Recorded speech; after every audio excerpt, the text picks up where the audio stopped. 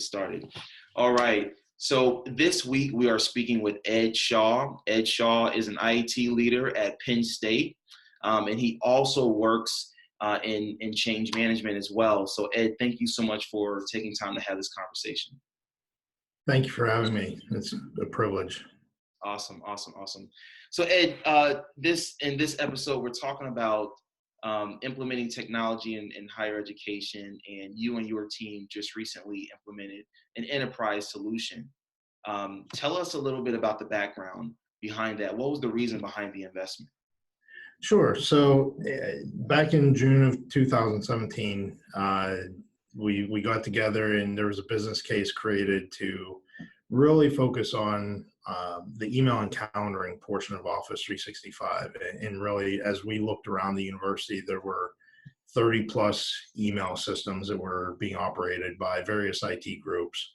And so the business case didn't explicitly call out Office 365 alone, but it did recommend that we look at Office 365 for email calendaring as well as a collaborative suite. And highlighted a couple different options there, and ultimately that business case was presented to the board of trustees and approved. So really the driver there was, let's reduce the amount of systems we have, which was not only taking value away from what IT could provide for the university, but it was also it was an increased security risk with having that many systems out there and varying levels of security policies in place. So wow. That was the real driver behind it, was to reduce the amount of email systems and really reduce the security risk, if you will. Yeah. So when at the surface level, when people think of Penn State, they may think of maybe one university. Can you provide a little context around the structure? Sure.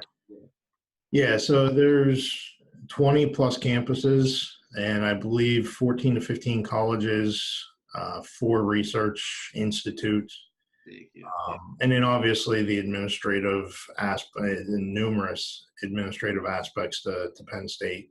Yeah. And there is a central IT function that comprises the largest number of IT staff here at Penn State, but each of the groups to really make sure that they're providing value to each of the campuses or colleges would have their own IT staff. So you have, over time, you just had systems grow up where, maybe an enterprise solution wasn't necessarily meeting the needs. So and that's how we came to we went on the journey of having 30 plus email systems. Wow. Right. At what point in the journey did you and the team realize that change management needed to get involved, where you guys started thinking beyond just technology?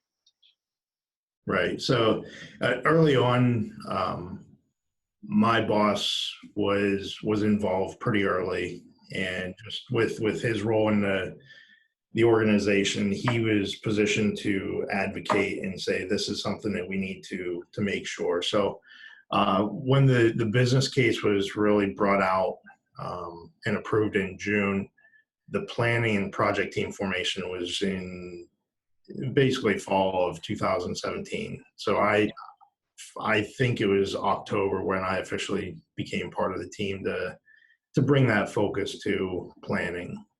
Obviously support, communication, training, and obviously all of the technical factors came together to form the team as well, which it's something I want to talk about in lessons learned as well.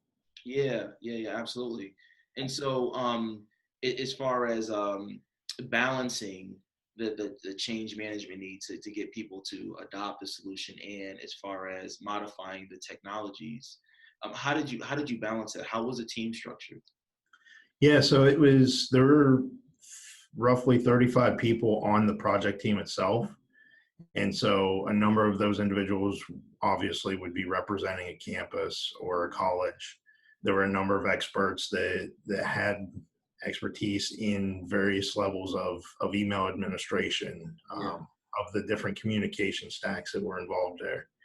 So essentially the first couple months of planning were really each area digging into, okay, what are the technical needs here? But then let's also understand what support, communications, training, change management's needed to really move this forward. Yeah. So that was the first piece. And then there were a few of us that came together to create a unified or an integrated plan that took pieces from all of that and really created when we looked at our migration approach and what it would be, Yeah. we created a timeline that accounted for not only the technical details that would really streamline and make sure all of that user data was migrated over off to Office 365, but would also give them a heads up far enough in advance so that they could understand what was happening, get the training that they would need, and then have early support throughout the first couple of days of being migrated. Yeah. So I would say to balance that, both the project team as well as the couple of us that put together that migration playbook, if you will, Yeah. we represented various groups. So we balanced that technical and said, okay, well, it's not a 12-week process. It's not a 2-week process. So ultimately we came up with something that was roughly 8 weeks that, in some areas ended up being 4, in some areas ended up being 10, just depending on how large the unit was. Yeah, yeah, yeah. And Ed, you mentioned about, integrating the project plan, which is like really, really important, especially when you have people from different functions or even different like business units coming together. Um, can you provide some insight into how that was achieved as far as like integrating the project plan across multiple groups? Yeah, so what we did was we took a unit by unit approach for migrating faculty and staff. And then we decided, one thing I want to mention here is we had an advisory committee that was comprised of faculty, staff, students, and then another advisory committee that was comprised of IT leaders.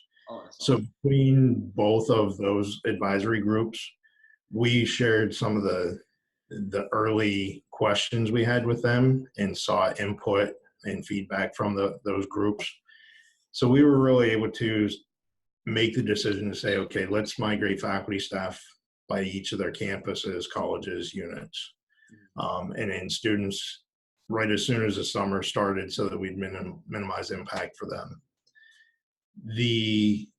When we started to look at we integrate this, it was actually a really cool process. There was about a 3-hour work session where we just looked at it and said, okay, from a change perspective, we have to make sure we're having the unit leader send something out. Yep. Technical people need this. So it was just a really cool brainstorm session that resulted in this initial work, and then obviously brought it to the project team to get the input of what we may be missing or what needed to be cleaned up. Cool, cool, cool. And as far as metrics, like how did you guys measure progress over time? So as we did it there were a couple of things. So we did it by unit. So we were able to track, okay, was this unit completed? And we would From a migration perspective. from a migration perspective. So we tracked not only the units were our primary unit of measurement, but then also obviously we were able to capture the number of users that were migrated as well. So Yeah. the goal was there. And so the one thing I should highlight is that the Office 365 suite is much more than email and calendaring. Oh yeah. But for this particular phase, our focus was get all of our faculty, staff, and students onto Office 365. And so that was our critical success factor, was the migration and accounts on to the Office 365 email and calendaring platform. Yeah, yeah, no, that's awesome. I think what you're describing is focus. I think that's what you're describing. There's a number of companies right now implementing the suite of the Microsoft suite, Right. way more than just email calendars.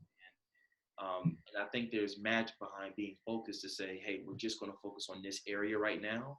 And then, maybe focus on Microsoft Teams or whatever, portion of the suite. So I love that. I love that. So Yeah. go ahead. Anything you want to add? Yeah. So just, we did take it to the advisory committees. We were looking at it, and because of the licenses that we had bought, we were able to turn that on really with the licenses we had. And so the decision was made, okay, we can turn it on and we see the value of those collaboration tools. But our focus was make sure we're migrating successfully and for a streamlined user experience.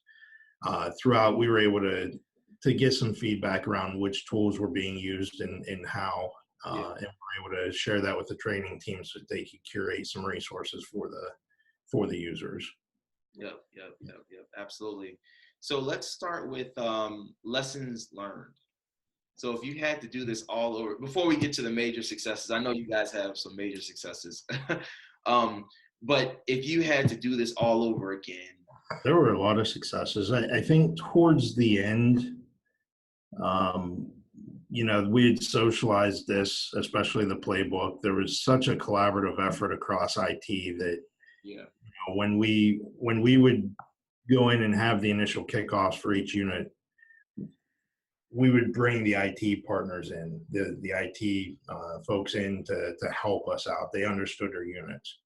I think the one thing that we could have done a little different was towards the end, we kind of made some assumptions that everyone knew. And so there was maybe not necessarily the same level of consistency throughout the latter half. And because we wanted to try and get some of these in, we did a lot of engagements, say in August before the semester started. Yep. And the migrations were throughout the rest of the semester. So there was maybe a bit of a gap between when we did that initial kickoff and then the actual migration. So I think just maintaining that pace, which, at the end of 9 months or 12 months, when you've had so many successes, it can get you want to make sure you're remaining consistent. Yeah. And then, so this was a lengthy process. And so I have to ask the question, how did you keep this effort at the forefront of, priorities? Was it just with the advisory committee, or was there other steps or methods taken? I think the one thing that really, I think, contributed to that was the fact that we did it unit by unit. So we were able to migrate some units in February and March, and they really didn't need to think about it for the rest of the project. The project team was the one that had to maintain the focus, but the university as a whole had that more condensed 6 to 12 week period. Yeah. They were focused on it. So I think that from a university-wide perspective, that's how we were able to keep the focus, is because they were only dealing with it, if you will, for that short amount of time. For the project team, obviously there's a large project team, and I would say because we were able to engage so many people, I think by the end the team was really close to 450 people supporting this effort. So it was new people coming in to ask new questions to get an understanding. So that's how I think it kept fresh for the project team. Awesome. So much for taking the time to tell this story. I know a lot of companies are implementing new technologies in higher ed and outside higher ed, and I think this conversation is going to be beneficial to them. For those of you on the call, thank you for taking time out of your schedules to be here as well. So this concludes the webcast. Thanks. All right. Thank you, Brian.